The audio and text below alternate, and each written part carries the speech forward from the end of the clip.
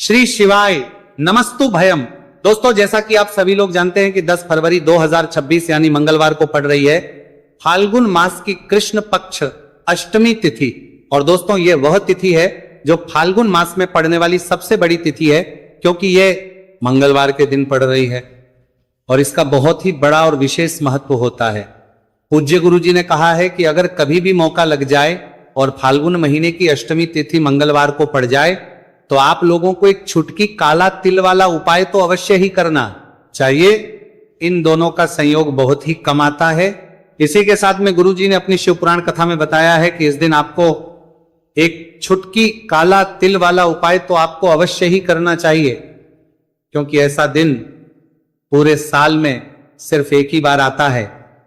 और दोस्तों, आप सभी लोग जानते हो कि मंगलवार अष्टमी तिथि का अगर सबसे बड़ा कोई उपाय है तो वह एक छुटकी काला तिल वाला उपाय है। तो दोस्तों, मंगलवार अष्टमी तिथि के दिन आप लोगों को इस एक छुटकी काला तिल वाला उपाय को जरूर करना है।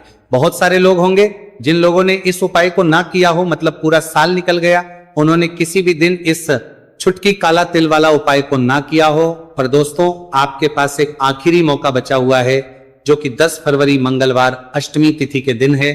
इस दिन आप लोगों को इस वाले उपाय को जरूर कर लेना है। भले ही आपने पूरे महीने भर इस उपाय को ना किया हो, पर अगर आपने इस महीने के मंगलवार अष्टमी तिथि के दिन अगर इस वाले उपाय को कर लिया तो आपको इस उपाय को करने का वह फल मिलेगा जिसकी आपने कभी कल्पना भी नहीं करी होगी। इसीलिए आप लोग इस वाले उपाय को एक बार जरूर कर लेना है, ताकि आप लोगों के हाथ से यह मौका ना जा सके और आपको इस उपाय को करने का फल मिल सके। दोस्तों, यह उपाय पंडित जी ने अपनी अभी की ही श्री शिव महापुराण की कथा में बताया है। उपाय को आज हम आपको बहुत अच्छे से समझाने वाले हैं। इस वीडियो को देखने के बाद इस उपाय को समझने के लिए आपको कोई और वीडियो को देखने की जरूरत नहीं पड़ेगी। तो चलिए दोस्तों, उपाय को शुरू करते हैं। देखिए, ये इस फाल्गुन महीने के मंगलवार अष्टमी तिथि के दिन ये इतना खास होता है, इतना महत्वपूर्ण होता है, देखा गया है। कभी कभी बड़े बड़े पूजा पाठ अनुष्ठान से जो मनोकामना पूर्ण नहीं होते, वो फाल्गुन महीने की मंगलवार अष्टमी तिथि के दिन एक छोटे से उपाय करने से ही आपकी मनोकामना पूर्ण हो है। और बहुत सारे लोगों ने इस उपाय को किया भी है और उनको इस उपाय को करने का फल भी जरूर मिला है। अगर आप लोग भी इस उपाय को करना चाहते हैं तो आप इस उपाय को पहले अच्छे से समझ लेना, सुन लेना, उसके बाद करना, आपको इस उपाय का फल जरूर मिलेगा। और इस उपाय को कर लेने से आपके घर में चाहे किसी भी प्रकार की दुहक और समस्या क्यों ना चल रही हो, आपको उसका कारण भी नहीं पता है कि भाई ये समस्या किस कारण से चल रही, उसका कुछ भी कारण हो सकता है, जैसे पितृदोष हो सकता है या किसी भी तरह का मंगल दोष भी हो सकता है। तो इस दिन आप लोगों को ये वाला उपाय कर लेना है। ये एक ऐसा उपाय है जिस उपाय को अगर किसी विशेष दिन पर किया जाए तो भाई उस विशेष दिन का जो है वो तो हमें मिलता ही मिलता है, पर हमने उस दिन पर इस उपाय को किया है तो हमें उससे भी बड़ा फल मिलता है, और फल बहुत जल्दी मिलता है, क्योंकि आप इस उपाय को बहुत ही बड़े और विशेष दिन पर रहे हो। तो चलिए अब उपाय के बारे में बात करते हैं, लेकिन उससे पहले आप लोगों को यह जानना आवश्यक है कि आखिर ये उपाय किस समय करना है, किसको करना है और कैसे करना है। तो चलिए हम आगे आपको वीडियो में एक एक करके बता देते हैं, लेकिन उससे पहले अगर आप लोग हमारे चैनल पर पहली बार आए हैं या फिर मेरी आवाज आज पहली बार सुन रहे हैं तो हमारे चैनल को सब्सक्राइब जरूर कर लेना और इस वीडियो को लाइक करके कमेंट बॉक्स में श्री शिवाय नमस्तु भयम ओम नमः शिवाय जरूर टाइप कर देना। तो दोस्तों, इस एक छुटकी काला तिल वाला उपाय को हमें इस मंगलवार अष्टमी तिथि के दिन कैसे करना है, किसको करना है, किस समय करना है और कहां पर करना है, ये सारे सवालों के जवाब आपको इस वीडियो में मिल जाएंगे। और जो ये वीडियो देखेगा भाई, उसको एक छुटकी काला तिल वाला उपाय जरूर करना चाहिए, क्योंकि इस दिन काला तिल का भी बहुत ही बड़ा और विशेष महत्व होता है। और बात आ जाए एक छुटकी काला तिल वाला उपाय की, तो ये सोने पे सुहागा वाली बात हो जाती है और ये एक बहुत ही बड़ा उपाय हो जाता है इस मंगलवार अष्टमी तिथि का। तो अब दोस्तों, इस एक छुटकी काला तिल वाला उपाय को आखिर करना किसको है, सबसे पहले हम लोग वो बात जान लेते हैं। तो देखो, घर की जो बड़ी माताएं बहनें होती हैं, उन माताओं बहनों में से कोई भी एक बड़ी माता बहन इस वाले उपाय को कर सकती है। और दोस्तों, अगर आप तो अपने घर में से सभी सदस्यों को भी इस उपाय को करवा सकते हैं।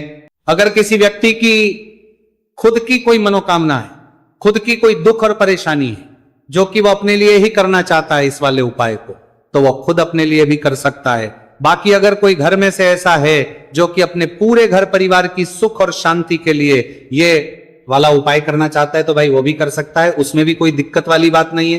कहने का मतलब है कि इस उपाय को हर एक सदस्य भी कर सकता है और पूरे घर परिवार के सदस्य के लिए घर की बड़ी माताओं बहनों में से कोई एक माता बहन भी कर सकती है। माताएं बहनें अगर घर में उपस्थित ना हो या वो यह वाला उपाय ना कर पा रही हो तो फिर घर का कोई बड़ा सदस्य भी इस एक छुटकी काला तिल वाला उपाय को कर सकता है, चाहे फिर वो पुरुष ही क्यों ना हो, उसमें कोई भी दिक्कत वाली बात नहीं है। उसके बाद में दोस्तों जो अगला प्रश्न निकल आता है वो ये आता है इस उपाय को लेकर कि आखिर इस उपाय को हमें किस समय करना है, सुबह के समय करना है कि शाम के समय करना है। तो देखो इस वाले उपाय को आप लोग सुबह के समय भी कर सकते हो और शाम के समय प्रदोष काल में भी कर सकते हो। अब अगर आप पूछो कि भाई सबसे उत्तम समय कौन सा रहेगा इस एक छुटकी काला तिल वाला उपाय को करने का, तो हम आपसे बस यही कहेंगे कि इस उपाय को आप सुबह के समय करेंगे तो ज्यादा बेहतर होगा। बाकी अगर प्रदोष काल शाम के समय भी करेंगे तो भी अच्छा होगा, उसमें कोई भी दिक्कत वाली बात नहीं है। तो अब दोस्तों जो अगली सबसे बड़ी और महत्वपूर्ण बात आती है वही आती है कि सुबह अगर हम उपाय को करेंगे तो हमें कितने बजे से लेकर कितने बजे तक के बीच में करना है और शाम के समय प्रदोष काल में करेंगे तो हमें कितने बजे से लेकर कितने बजे के बीच में करना है। तो देखो सुबह जितनी जल्दी हो सके आप उपाय को करने की कोशिश करना कि अगर किसी कारणवश लेट भी हो जाओ, थोड़ी देर भी हो जाए तो 10 या 11 बजे तक भी आप उपाय कर लेना, पर 12 बजे से ज्यादा देरी ना हो, ठीक है, इस बात का ध्यान रखना। उसके बाद में दोस्तों अगर शाम के समय प्रदोष काल की बात करें, प्रदोष काल का जो समय होता है वो शाम के 6 बजे से शुरू हो जाता है। मतलब शाम के 6 बजे से लेकर 7 बजे के बीच का जो समय होता है यह समय प्रदोष काल का समय होता है। तो आप उपाय को 7 या 8 बजे के बीच में भी कर सकते हो। मतलब शाम के 6 बजे से रात 8 बजे के बीच में आप कभी भी इस वाले उपाय को कर सकते हो, उसमें कोई भी दिक्कत वाली बात नहीं है।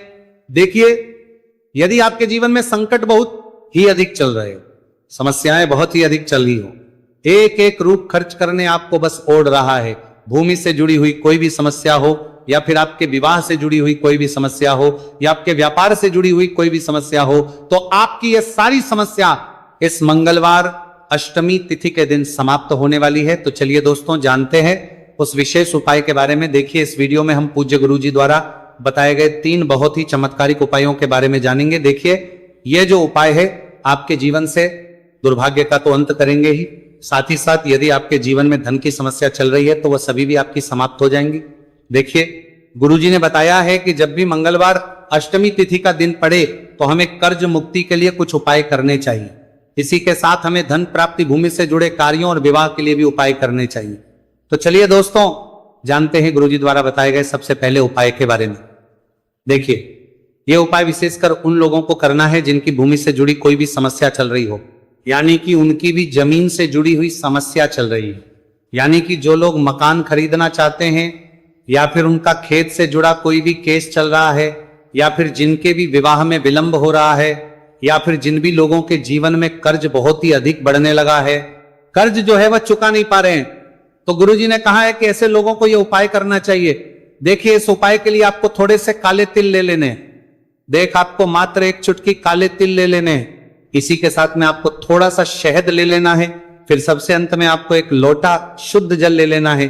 तांबे के पात्र के अंदर आपको अपने घर से शुद्ध जल ले लेना है और इन सभी सामग्रियों को आपको लेकर के पहुंच जाना है भगवान शिव के मंदिर में। देखिए दिल्ली पूज्य गुरुजी ने बताया है कि इस उपाय को आप सुबह से लेकर के शाम तक किसी भी समय में कर सकते हैं। देखिए मंदिर पहुंचने के आप जो काले तिल लेकर के गए थे उनमें आपको थोड़ा सा शहद लगा लेना है। देखिए आप जो शहद लेकर के आए हैं उस शहद में आपको ये काले तिल अच्छे से डुबो देना है और शहद से युक्त ये जो काले तिल है इन्हें आपको शिवलिंग पर अर्पित कर देने हैं या फिर आपको शिवलिंग के चारों तरफ अच्छे से काले तिल का लेपन कर देना है। पूज्य गुरुजी ने बताया है कि लेपन करते समय यदि आपके जीवन में कर्ज से जुड़ी समस्याएं चल रही हैं, लेपन करते समय आपको आर्यन मुक्तेश्वर महादेव का स्मरण करना है या फिर आपके जीवन में विवाह से संबंधित या फिर जमीन से संबंधित कोई भी समस्या चल रही है तो फिर आपको मंगलेश्वर महादेव का स्मरण करना है। इसके बाद जो आप जल लेकर के आए हैं उसे आपको धीरे धीरे शिवलिंग पर अर्पित कर देना है तथा आपको लगातार शिव महापुराण के मूल मंत्र श्री शिवाय नमस्तु भयम इस मंत्र का जाप करते रहना है। पूज्य गुरुजी ने बताया है कि सिर्फ एक मंगलवार अष्टमी तिथि यह उपाय करके देखना और आप स्वयं देखेंगे कि 2 से 3 महीने के अंदर आपके जीवन से जुड़ी हुई जो भी समस्याएं हैं बस सभी समस्या बहुत ही जल्द महादेव की कृपा से दूर होने लगेगी। तो दोस्तों इस प्रकार से आपको ये पहला उपाय ना है। अब हम जानते हैं दूसरे विशेष उपाय के बारे में। देखिए इस उपाय के लिए आपको एक प्यारी सी बेलपत्र ले लेनी है। इसी के साथ में एक लोटा शुद्ध जल लेना है तांबे के पात्र के अंदर और इसी के साथ में आपको थोड़ा सा शहद ले लेना है। देखिए मंगलवार का दिन है और मंगलवार अष्टमी तिथि के दिन यदि हम शहद का उपाय करते हैं तो इससे महादेव हमसे बहुत ही अधिक प्रसन्न होकर के हमारी मनोकामना को परिपूर्ण करते हैं। देखिए दोस्तों यदि आपको बेलपत्र नहीं मिल पाती है तो आप भगवान शिव के शिवलिंग पर जो बेलपत्र छड़ी हुई वो होती है उसे शुद्ध जल से धो करके उसका उपयोग कर सकते हैं। तो इन सभी सामग्रियों को आपको भगवान शिव के मंदिर में लेकर के पहुंच जाना है। गुरुजी ने कहा है कि इस उपाय को भी आप सुबह से लेकर के शाम तक किसी भी समय में कर सकते हैं। देखिए मंदिर पहुंचने के बाद आपके पास जो एक बेलपत्र है और बेलपत्र की जो सबसे बड़ी वाली पत्ती होती है और उसकी जो चिकनी साइड होती है उस पर आपको अच्छे से शहद का लेपन कर देना है। यानी कि बेलपत्र की बड़ी वाली पत्ती पर पूरी ही पत्ती पर अच्छे से शहद लगा देना है। अब देखिए ये जो बेलपत्र है इसे आपको अपने सीधे हाथ की हथेली पर रखना है और आपके जो भी कार्य अटक रहे, देखिए बहुत से लोग ऐसे होते हैं जो अपने नौकरी को प्राप्त करने के लिए सालों से तैयारी करते हैं लेकिन उनको नौकरी नहीं प्राप्त हो पाती है। बहुत से ऐसे लोग होते हैं जो बहुत ही मेहनत करते हैं, धन भक्ति के लिए बहुत अधिक प्रयास करते हैं लेकिन फिर भी उनको धन प्राप्त नहीं हो पाता है। तो गुरुजी ने बताया है कि जब भी आपको अपने कार्यों में सफलता ना मिले तो फिर आपको मंगलवार के दिन इस उपाय को अवश्य करना चाहिए। देखिए अब आपको जिस भी कार्य में सफलता प्राप्ति करनी है उस कार्य को सफल बनाने के लिए आपको महादेव से प्रार्थना कर लेनी है और फिर ये जो एक बेलपत्र है इसे आपको भगवान शिव के शिवलिंग पर अर्पित कर देनी है। देखिए बेलपत्र की चिकनी साइड जिस पर आपने शहद लगाए हैं वह शिवलिंग से स्पर्श रहेगी और इसकी जो डंडी है वो आपको जलाधारी की ओर रखनी है। इस प्रकार से आपको यह बेलपत्र अर्पित कर देनी है। अब देखिए आप जो एक लोटा जल लेकर के आए हैं उसे आपको भगवान शिव के शिवलिंग पर धीरे धीरे अर्पित कर देना है। श्री शिवाय नमस्तु भयम इस मंत्र का जाप करते हुए देखिए जैसे ही यह जल शिवलिंग से होकर के जलाधारी की ओर बह करके आएगा तो इसे आपको थोड़ा सा अपने सीधे हाथ की हथेली में झेल लेना है। इस जल को आपको अपनी दोनों आंखों पर लगा लेना है और इस जल का थोड़ा सा छिड़काव आपको अपने शरीर पर कर लेना है। पूज्य गुरुजी ने बताया है कि जब भी हम मंगलवार के दिन शहद वाली बेलपत्र शिवलिंग पर अर्पित करते हैं तो इससे हमें महादेव हर कार्य में सफलता प्राप्त करवाते हैं। यदि हमें अपनी मेहनत करने के बावजूद भी पर्याप्त मात्रा में सफलता नहीं मिल पा रही है तो गुरुजी ने कहा है कि आपको मंगलवार अष्टमी तिथि के दिन यह चमत्कारिक उपाय अवश्य ही कर लेना है। अब दोस्तों हम जान लेते हैं गुरुजी द्वारा बताए गए तीसरे विशेष उपाय के बारे में। देखिए इस उपाय के लिए भी आपको मात्र 1 लोटा शुद्ध जल ले लेना है तांबे के पात्र के अंदर। फिर इसी के साथ में आपको एक प्यारी सी बेलपत्र ले लेनी है। बेलपत्र आपको ध्यान रखना है कि कैसे भी कटी हुई खंडित नहीं होनी चाहिए। अब देखिए मात्र 2 सामग्री लेकर के आपको भगवान शिव के मंदिर में पहुंच जाना है। पूज्य गुरुजी ने बताया है कि यह उपाय विशेषकर उन लोगों को करना है जिनकी कोई भी विशेष मनोकामनाएं जो कई दिनों से परिपूर्ण नहीं हो पा रही, चाहे वो विवाह से संबंधित हो, नौकरी से संबंधित हो, व्यापार से संबंधित हो, चाहे किसी भी प्रकार की मनोकामना है जो परिपूर्ण नहीं हो पा रही है तो उसके लिए आपको यह उपाय करना है। देखिए इस उपाय को भी आप सुबह से कि शाम तक किसी भी समय में कर सकते हैं।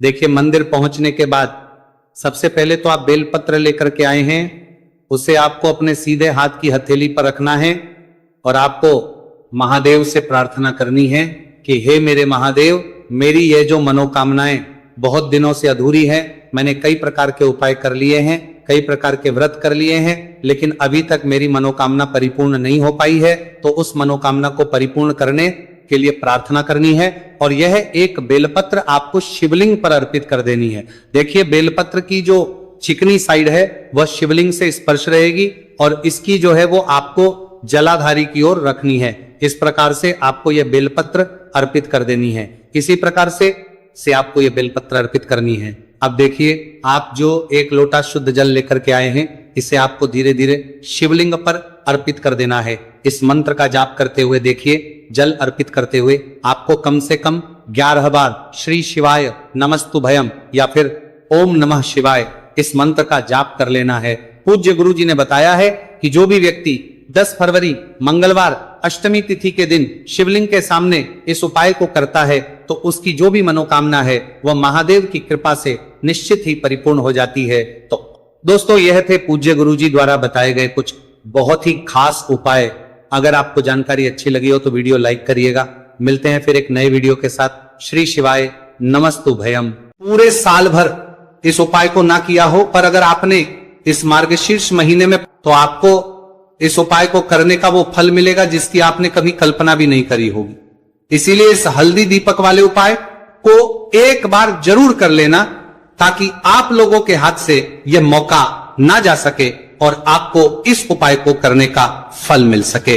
दोस्तों, ये उपाय पंडित जी ने अपनी अभी की ही शिव महापुराण की कथा में बताया है, जो इस उपाय को आज हम आपको बहुत अच्छे से समझाने वाले हैं। इस वीडियो को देखने के बाद इस उपाय को समझने के लिए आपको कोई और वीडियो को देखने की जरूरत नहीं पड़ेगी। तो दोस्तों, इस उपाय को आपको कैसे करना है, कब करना है, कहां पर करना है और उपाय को करते समय आपको किन किन गलतियों को नहीं करना है और आपको किन किन बातों का ध्यान रखना है, ये सारी जानकारी हम आपको इस वीडियो में देंगे। तो चलिए भक्तों, उपायों को शुरू करते। अगर आप भी चाहते हैं कि महादेव जी का आशीर्वाद आप पर सदैव बना रहे तो वीडियो को लाइक करें, चैनल को सब्सक्राइब करें और कमेंट बॉक्स में हर हर महादेव जरूर लिखें। तो दोस्तों, यह थे पूज्य गुरु जी द्वारा बताए गए कुछ बहुत ही खास उपाय। अगर आपको जानकारी अच्छी लगी हो तो वीडियो लाइक करिएगा। मिलते हैं फिर एक नए वीडियो के साथ। श्री शिवाय। पूरे साल भर इस उपाय को ना किया हो, पर अगर आपने इस मार्गशीर्ष महीने में, तो आपको इस उपाय को करने का वो फल मिलेगा जिसकी आपने कभी कल्पना भी नहीं करी होगी। इसीलिए इस हल्दी दीपक वाले उपाय को एक बार जरूर कर लेना, ताकि आप लोगों के हाथ से यह मौका ना जा सके और आपको इस उपाय को करने का फल मिल सके।